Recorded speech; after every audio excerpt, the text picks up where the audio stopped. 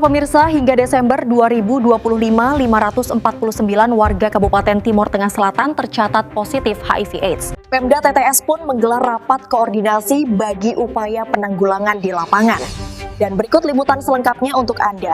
Pemerintah Kabupaten Timur Tengah Selatan melalui Dinas Pemberdayaan Perempuan dan Perlindungan Anak menggelar pertemuan lintas sektor penanganan dan penularan PMS HIV/AIDS di kalangan remaja di kabupaten setempat.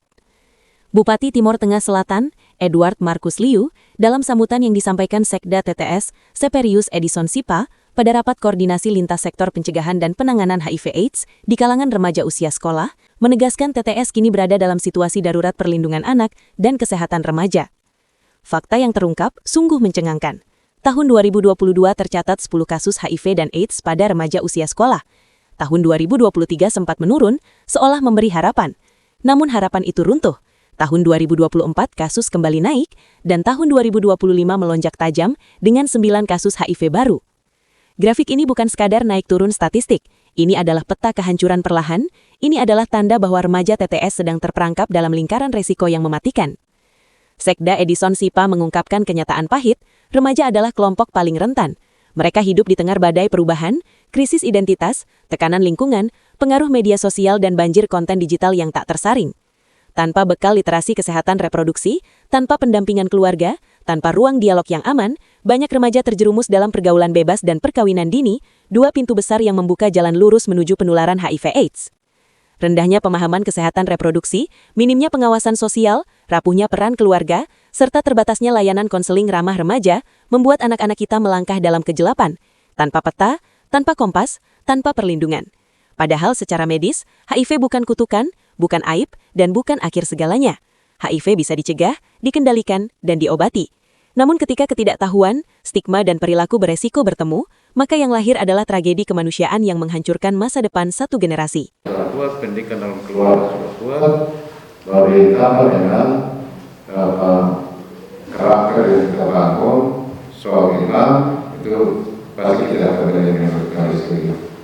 Karena itu, gerakan masuk dan masjid ini terima kasih salah satu solusi kita dalam rapat ini. Sekretaris Dinas Kesehatan TTS, Nahat Baunsele, membeberkan fakta yang lebih mengguncang. Dari 380 orang positif HIV/AIDS yang masih hidup di wilayah TTS, hanya 175 orang yang menjalani pengobatan. Artinya, 205 orang lainnya berada di luar pengawasan medis, berkeliaran tanpa terapi, tanpa pendampingan, dan berpotensi menularkan virus secara tidak sadar.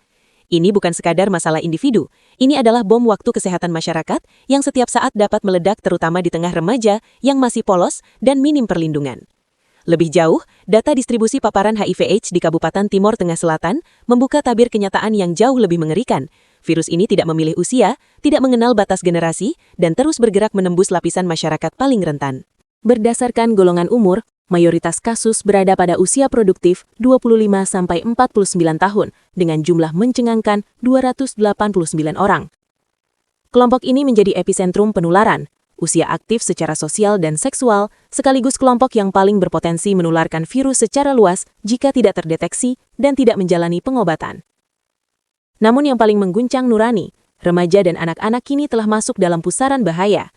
Kelompok usia 20-24 tahun tercatat 38 orang, usia 15-19 tahun sebanyak 4 orang, dan usia 5-14 tahun mencapai 14 orang. Bahkan anak usia 0-4 tahun tercatat 7 orang terpapar HIV/AIDS. Sebuah fakta yang menampar kesadaran kolektif kita bahwa kelalaian orang dewasa dapat menjelma menjadi hukuman seumur hidup bagi anak-anak yang tak berdosa. Sementara itu, kelompok usia 50 tahun ke atas tercatat 28 orang, membuktikan bahwa HIV/AIDS bukan hanya ancaman masa muda, tetapi penyakit yang menghantui sepanjang siklus kehidupan. Distribusi berdasarkan jenis kelamin pun menunjukkan fakta yang sama seriusnya.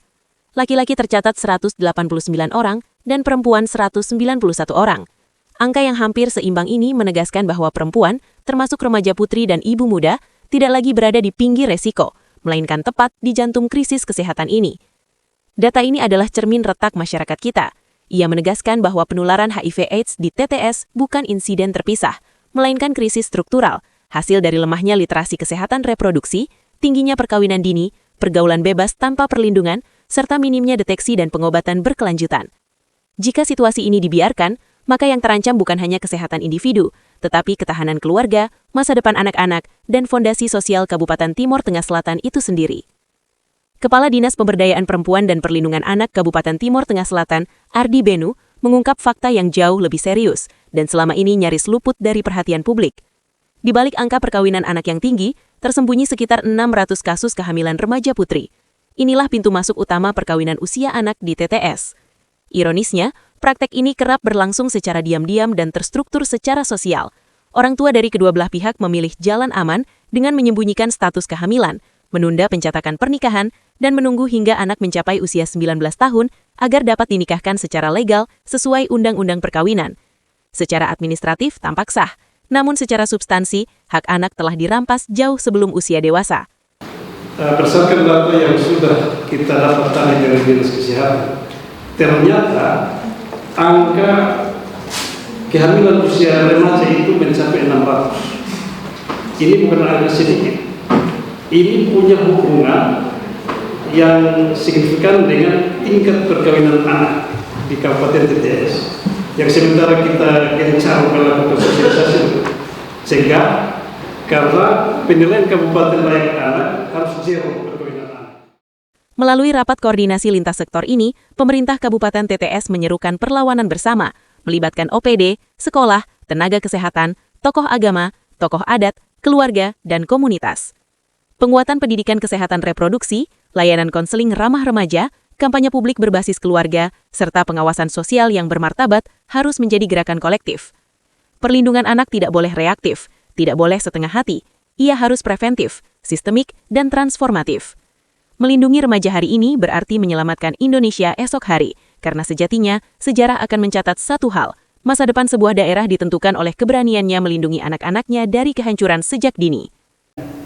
Sebenarnya mereka yang kena atau tertular itu hanya korban, dan kebanyakan perempuan dan anak, dan pelaku utama adalah para kaum bawah, termasuk kasus P3.